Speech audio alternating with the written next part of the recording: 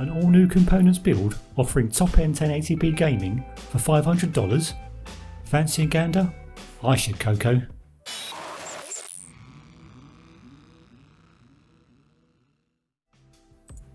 Hi YouTube, welcome back to the channel. This is the second all new components build for us, and we'll be doing these monthly from now on in, as well as a monthly old components build and some emulation guides and other stuff we see fit to throw in as and when we come across it. Do consider subscribing, and if not, I demand you leave reasons in the comments below so I know what I can do better.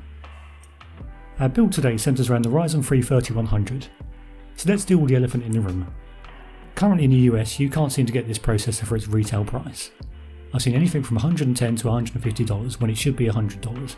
It's certainly stable in the UK, and for this build we've assumed you can get it for around $100. But prices change all the time, and you'll find inevitably, as one comes down, one goes up. But I think this build is certainly achievable for around the $500 mark in today's market. We're going to walk through the build, talk you through the components as we do so, and do some testing on some current and old titles to see how it comes together. Okay, let's get cracking. So here's our Ryzen 3 3100. We'll just place that into our MSI B450M Pro M2 Max motherboard. That slots in there nicely. Now we're using XPG Gammix memory. I managed to pick up two 8GB sticks for just under $60, and this is perfectly good at 3200 for a build like this. The B450M Pro M2 has just two memory slots. They're just to the right hand side of the fan there, or we'll just slot these into there. The board itself is a micro ATX. It's got all the things you need on it, although quite compact, and it should be upgradable to the new Zen 3 architecture when that's released. BIOS updates of course always a little bit risky, but we'll deal with that as and when time comes. So we'll just put the second stick of memory into here. There we go. Now we'll move on to the power supply in the case.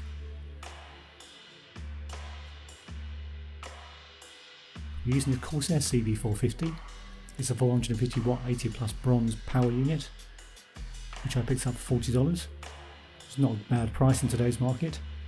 This is perfectly good for a build like this, and will give you some scope to upgrade moving forward to slightly more powerful processors or even GPUs.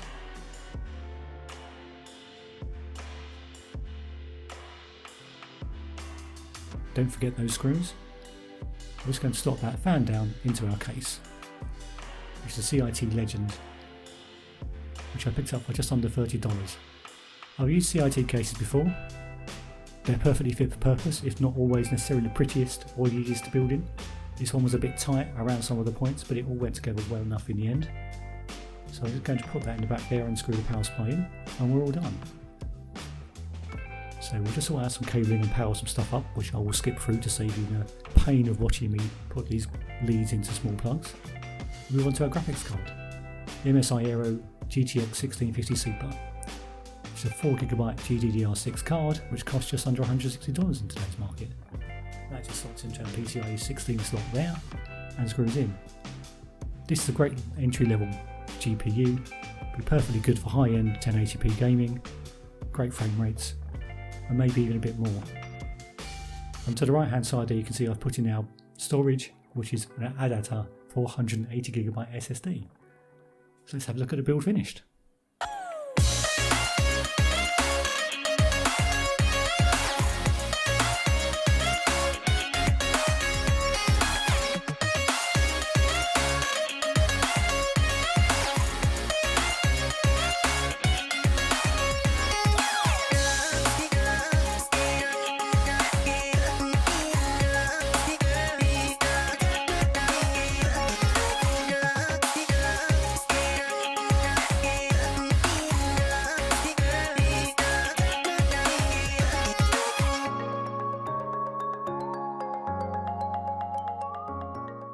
So here we are at some games testing.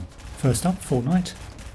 All our games today are tested at 1080p max settings, just to try and max the 1650 Super out.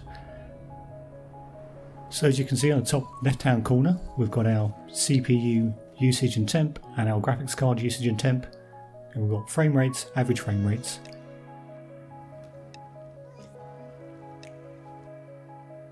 Now we're averaging around 85, 86 FPS here across the piece on Fortnite, which is pretty good at max settings.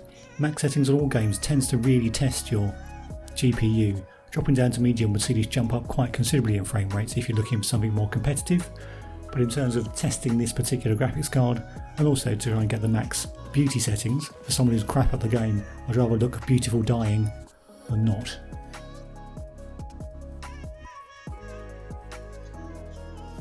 Next up, Valorant, again 1080p max settings.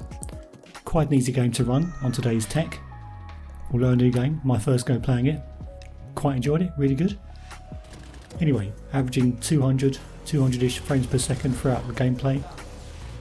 Dropping down a little bit in higher combat spaces, but otherwise really at 200 FPS was representative. A really good playable experience. Again, if you wanted higher FPS, you could drop down to medium.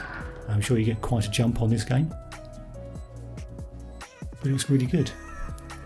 As you go through the testing, you'll see it is the GPU that's being maxed out here. The Ryzen 3 3100 isn't really hitting above 50% usage very often. I'm sure this could be paired with something a bit bigger than the 1650 Super, maybe up to a 2060 perhaps, certainly a 1660 Super. Maybe we'll try that another time. Let me know in the comments if you'd like me to whack one in and see what it can do. But the GPU is doing well, but this is obviously the bottleneck for this system. The processor's having no trouble at all. 4 cores, 8 threads, perfectly good for high-end 1080p gaming. Project Cars 2, again, max settings, quite taxing on project cards again. With the anti-aliasing and MSI set high, it does really tax the graphics card.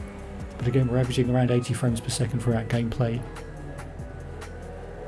Some tighter bits dropping down to mid-70s, and on longer straights with less cars hitting up close to 100. Really looks the part. A really great experience of $500 of all new components. You're not really going to get anything better on the market today.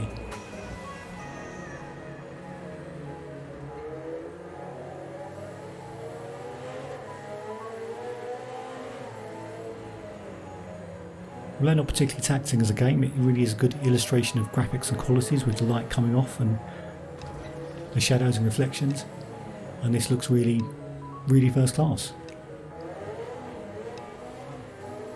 Okay, let's move on to the perennial favourite, CSGO. Now we all know CSGO is not a taxing game to run.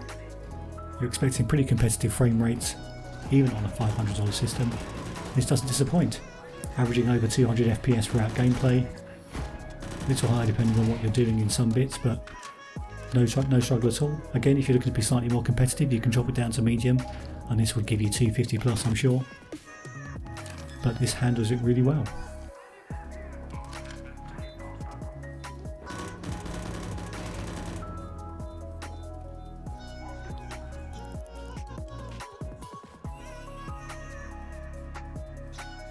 So moving on to Forza Horizon, again 1080p max settings. This is the benchmark run, which I've chucked in just to show you what it can do. Again, reflections are good. Everything is set up to max high, as big as it can go. As big as it can go, as high as it can go. And the GPU coped well, the processor did not struggle at all. And we'll just shortly skip through towards the end of this and have a look at what we get thrown out. The benchmark test really is a good test of this, and it really does look really quite good. As I said before, for me it's looking good rather than high frame rates, especially in a game like this. And I think this system does perfectly well for $500.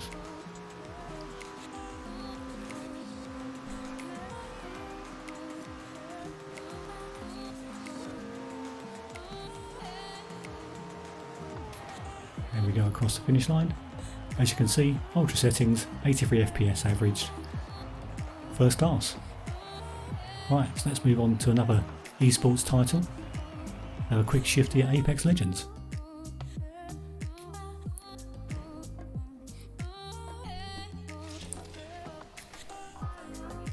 Now, I think this done really well, averaging just over 100 FPS throughout gameplay. Didn't actually improve my accuracy anyway at all, but it certainly looked good. And there was no real concerns about coping. Again, you'll see the GPU's maxing out nearly 100% through most of this, and the CPU around 60. So as we've said, certainly some scope within this system to upgrade to a better graphics card going forward. If you'll have $100 to spare, a 1660 Super would have no problems at all with this system, maybe even a little higher.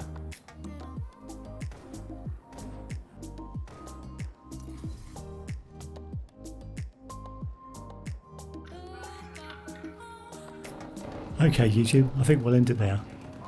Thanks for watching the video, hope you enjoyed the build and the testing. Do leave a comment below, do think about giving us a thumbs up, and do consider subscribing. Until the next one, go well.